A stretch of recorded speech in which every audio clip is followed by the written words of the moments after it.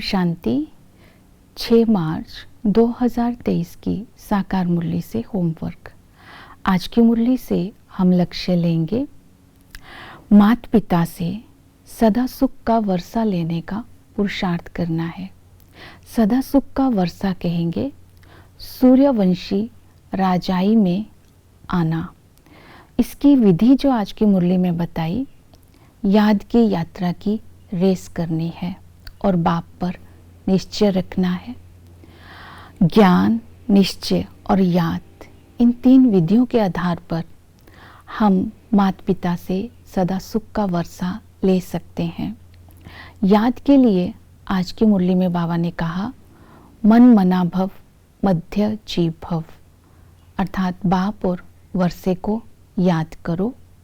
बाबा ने कहा आप मेरे बने हो तो मुझे याद करते रहो।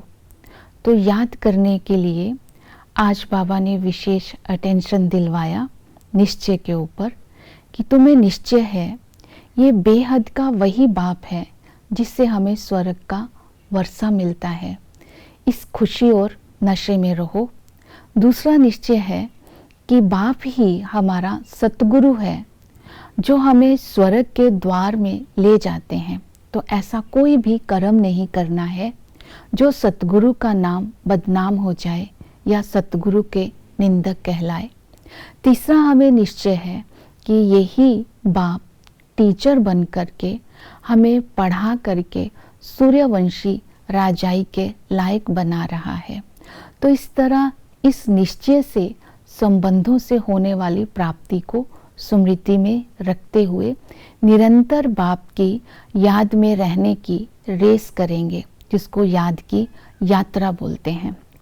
दूसरी याद की जो विधि बाबा ने बताई वो बताई कर्म योगी। बाबा ने कहा शरीर निर्वाह अर्थ कर्म करते हुए भी तुम्हें बुद्धि से याद की दौड़ी लगाते रहना है, अर्थात बाप की याद में रहना है। तो बाप की याद में रहने के लिए यथार्थ स्वयं का पहचान और साथ में बाप की पहचान भी चाहिए, तभी हम सदा कर्म करते समय बाप की याद में रह सकते हैं। तीसरा बताया बाबा ने एग्जाम्पल दी आशिक और माशूक की। बाबा ने कहा आशिक माशूक एक दूसरे को याद करते समय कर्म का संन्यास नहीं करते, काम को छोड़ते नहीं है, क्योंकि बाबा ने हमें कर्म का संन्यास नहीं सिखाया। तो कर्म करते समय भी हम बाबा को याद कर सकते हैं, लेकिन याद तभी होगी अगर ज्ञान बुद्धि में होगा। स्वयं का आत्मा की प्रैक्टिस कर्म करते समय भी कर सकते हैं कि हम आत्मा ज्योति बिंदु है, हम आत्माओं में 84 जन्मों का पाठ भरा हुआ है, आत्मा में ही संस्कार है, आत्मा ही बात करती है, आत्मा ही संस्कारों के अनुसार साहूकार बनती है।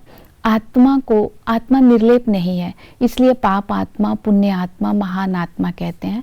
लेकिन परमात्मा भी स्टार मिसल है, वो भी ज्योति बिंदु है। लेकिन परमात्मा और आत्मा का ज्ञान होगा तो कर्म करते समय हम बाबा से बात करते रहेंगे और बाबा की याद में रहेंगे। और नेक्स्ट विधि बताई कि बुद्धि में सुदर्शन चक्र फिराते रहो। तो धंधा धोरी करते भी बुद्धि में सुदर्शन चक्र फिराएंगे तो पवित्रता के संस्कार बनेंगे और मायाजीत बनते रहेंगे। इसके लिए बाबा ने बोला सुदर्शन चक्र में आ जाएगा आत्मा का ज्ञान, परमात्मा का ज्ञान और 84 जन्मों का ज्ञान। जब हम 84 जन्मों के ज्ञान की बात करते हैं तो 84 जन्म उन्हीं के होते हैं जो सूर्यवंशी में आते हैं। तो अभी हम आत्माएं सूर्यवंशी से संगम युग पर आ गई हैं, तो 5 युगों का ज्ञान इसमें आ जाता है। तो पवित्रता के संस्कार अपने आप इमर्ज हो जाते हैं।